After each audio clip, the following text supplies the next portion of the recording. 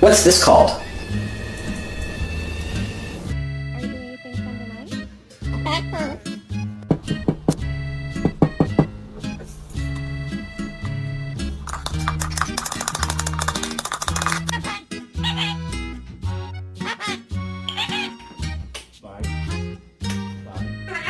Bro!